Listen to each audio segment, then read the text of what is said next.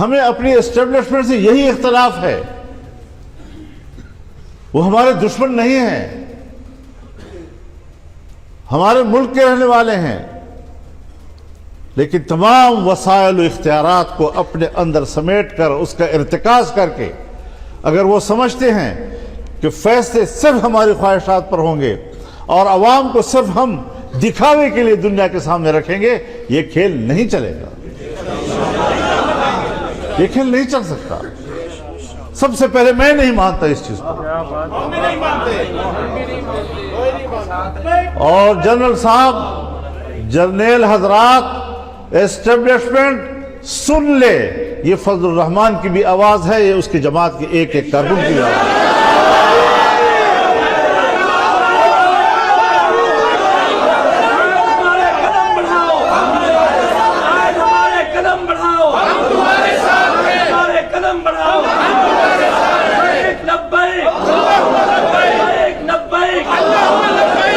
ہم ایک ادارے کی بالادستی کو تسلیم نہیں کرتے، ہم آئین کی بالادستی کو تسلیم کرتے ہیں، اور آئین عوام کی نمائندگی کرتا ہے.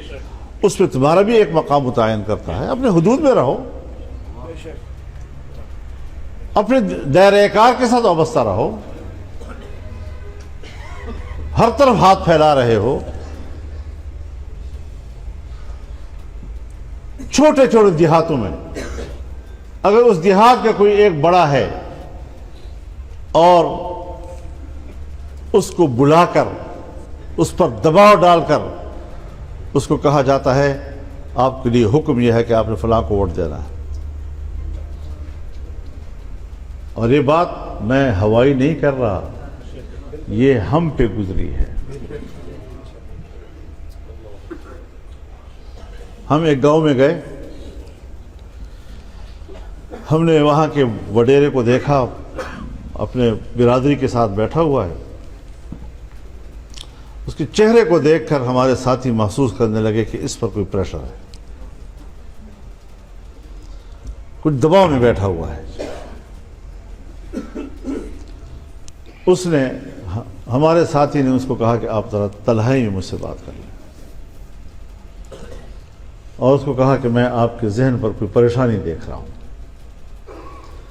آپ ہمارے حق میں جو آج فیصلہ دے رہے ہیں کوئی دباؤ میں تو نہیں دے رہے، کسی نے آپ کو مجبور تو نہیں کیا ہے. اس کے آنکھوں میں آنسو آ گئے. مجھ پر تشدد ہوا ہے. بس آپ اپنی رائے کے مطابق فیصلہ دیں گے. اگر آپ کی رائے میرے حق میں نہیں ہے، بالکل آپ نے مجھے ووٹ نہیں دینا. یہ ہمارا جواب تھا. اس طرح کے جبر ہم نے خود دیکھے ہیں. جو میری جماعت کو کہا جاتا ہے کہ اس امیدوار کو بٹھاؤ میرے مقابلے میں، کیوں بٹھائیں؟ آپ کو امیدوار کون ہے؟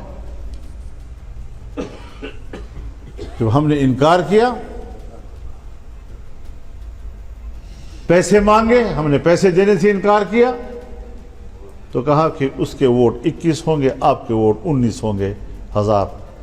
یہ نتیجہ آپ کا الیکشن کے بعد یہ ہوگا. وہی آیا.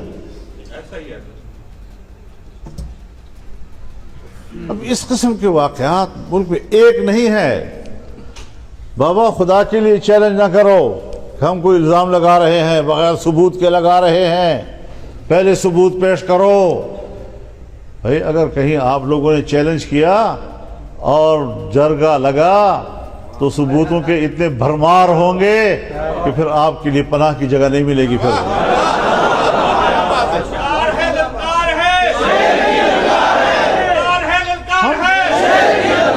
ہم بلا وجہ بات نہیں کر رہے ہیں. خدا کے لیے اس ملک کو بچاؤ. خاکم بدہن، میری بات کو خدا جھوٹی کر دے، لیکن میں حالات کو اس طرف دیکھ رہا ہوں جاتے ہوئے جس طرح بنگال کے حالات چلے گئے تھے.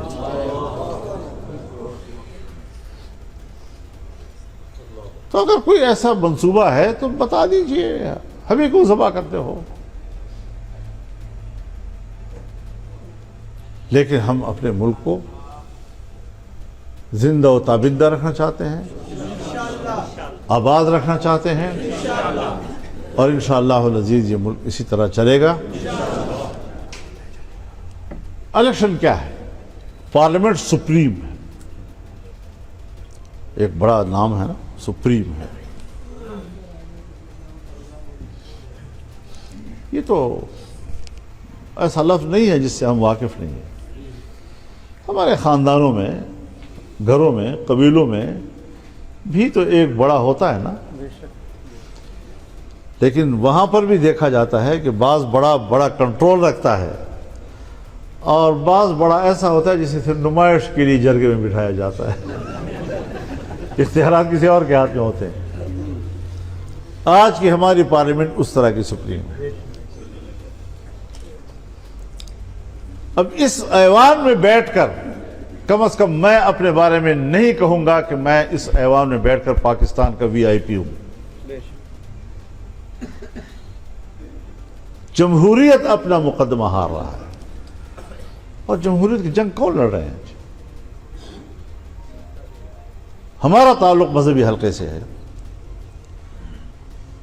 اور ہم دنیا کے ان لوگوں سے لڑ رہے ہیں کہ جنہوں نے اسلام کے نام پر بندوقیں اٹھائی ہوئی ہیں اور کہتے ہیں جمہوریت کفر ہے، اور ہم کہتے ہیں نہیں، جمہوریت کی کوئی ایک واضح تشریح ہے ہی نہیں۔ جمہوریت نظام مملکت میں عوام کے اشتراک کا نام ہے، بس۔ اس کی شکل کیا ہو؟ امریکہ میں اور طرح، برطانیہ میں اور طرح، ہندوستان میں اور طرح، بنگلہ دیش میں اور طرح، دوسرے ممالک ہیں وہاں اور طرح۔ لیکن پاکستان میں عوام کی حاکمیت کا لفظ صرف اس حد تک محدود ہے کہ وہ ووٹ دے کر اپنے نمائندے چنتے ہیں، لیکن جب وہ نمائندے چن کر پارلیمنٹ میں آتے ہیں تو پھر ان کے تمام فیصلے قرآن و سنت کے تابع ہوں گے۔ ان کی اکثریت بھی قرآن و سنت کے خلاف فیصلہ نہیں کر سکتی آئین پاکستان کے تحت۔ اور اس پر ہمارے اکابر نے دستخط کیے ہیں۔ اب جب عملاً آپ اس طرح نہیں کریں گے تو پھر غلط تشریح تو جائے گی دنیا میں، پھر آپ کی جمہوریت اپنا مقدمہ ہار جائے گی۔ اور اگر اس طرح دھاندلیوں سے پارلیمنٹیں بنتی رہیں گی تو پارلیمنٹ اپنی اہمیت کھو بیٹھے گی۔ پھر کہا جائے گا جی ماشاءاللہ کے بغیر تو کوئی راستہ نہیں تھا، سیاستدانوں نے تو یہ گند کر دیا۔ سیاستدانوں نے گند نہیں کیا، ایک گند بھی تو آپ نے نہیں کیا ہے۔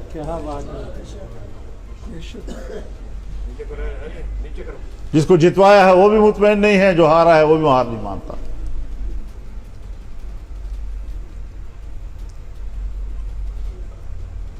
تو اس طرح کی صورتحال ہمارے ملک میں بنائی گئی ہے اور بنائی جا رہی ہے۔ ہم جمہوریت کے مفہوم کو سمجھتے ہیں۔ آئین پاکستان کے روح سے ہم نے جمہوریت کے جس مفہوم کا تعین کیا ہے وہ اکابر علماء کرام نے کیا ہے، ان کی کاوشوں سے ہوا ہے۔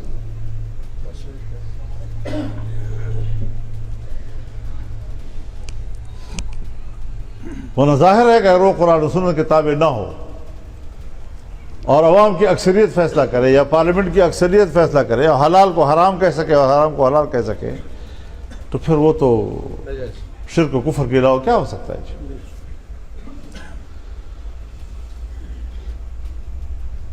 تو پاکستان ایک اسلامی ملک، ایک جمہوری ملک، ایک پارلیمانی ملک، ایک وفاقی ملک، یہ ہمارے آئین کے اساس ہے۔ نظریاتی حوالے سے بھی اور تنظیمی حوالے سے بھی، دونوں اعتبار سے ان کے طریقہ کار کا تعین ہو چکا ہے۔ پھر ہمیں اس کے مطابق کیوں نہیں چلنے دیا جا رہا؟ کبھی ایوب خان آ جاتا ہے، تو کبھی ضیاء الحق آ جاتا ہے، تو کبھی مشرف خان آ جاتا ہے، تو کبھی بغیر خانی کے ہم کہتے ہیں ہم خان ہیں۔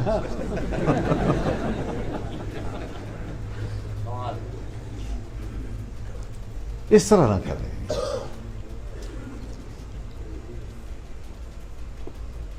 پھر آپ اس کو بھی دیکھیں کہ جمعیت والوں، میں آپ سے ایک بات کہنا چاہتا ہوں. ہم نے 10-12 سال تک عمران خان کے ساتھ اور پی ٹی آئی کے ساتھ ایک لڑائی لڑی ہے. ہم نے جو سوالات اٹھائے اور یہ کہ یہ آپ کا ایجنڈا ہے اور اس ایجنڈے کے مزاحمت کریں گے ہم، اور ہم نے کی.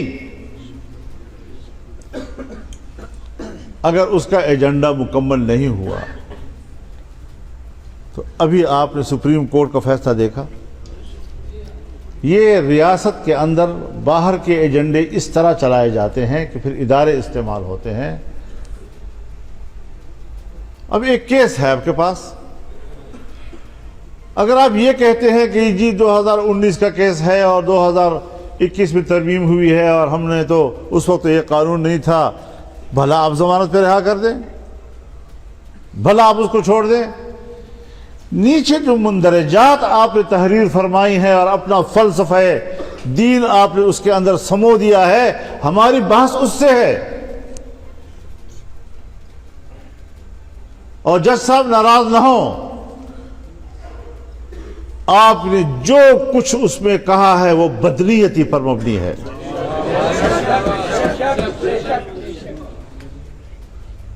آپ کون ہوتے ہیں کہ قرآن کی آیتوں کی غلط تشریح کرتے ہیں، اس کی غلط تدبیر کرتے ہیں؟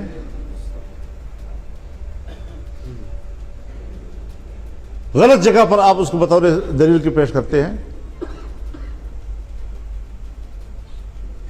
تو پھر آپ کسی خاص ایسے نظریے کے تابع شخص ہیں کہ ان کو پھر ہم جانتے ہیں. پاکستان میں ہمیشہ ایک طبقہ ایسا رہا ہے جنہوں نے دین کا علم سند کی بنیاد پر حاصل نہیں کیا،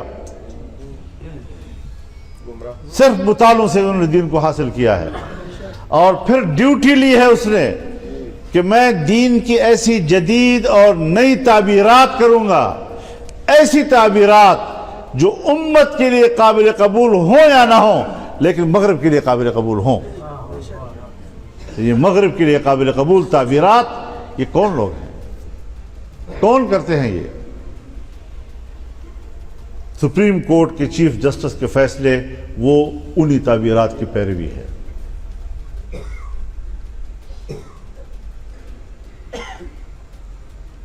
جبکہ قانون 2011 میں موجود ہے، 2021 میں تو ترمیم ہوئی ہے 2011 والے قانون میں،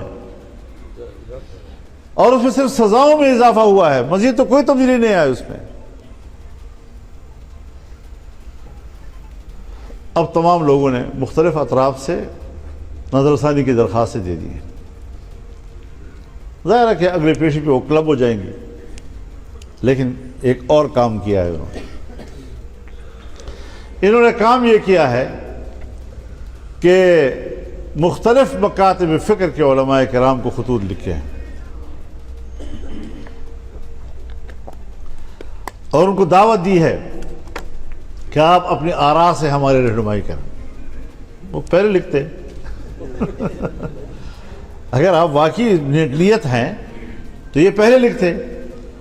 میں کہتا ہوں کہ مختلف علماء کو اور مختلف مکاتب فکر کے اکابرین کو خطوط لکھنا الگ الگ سے اور الگ الگ سے ان سے جواب مانگنا، ظاہر ہے جب ان کے جوابات آئیں گے تو کہیں نہ کہیں کسی ایک آدھ جملے میں کہیں تصادم ہوگا، کہیں اختلاف ہوگا، پھر اس کو وہ آپ کے خلاف استعمال کریں گے. آتش نیوز پاکستان کے سب سے بڑے نیوز نیٹ ورک کا حصہ بننے کا سنہری موقع.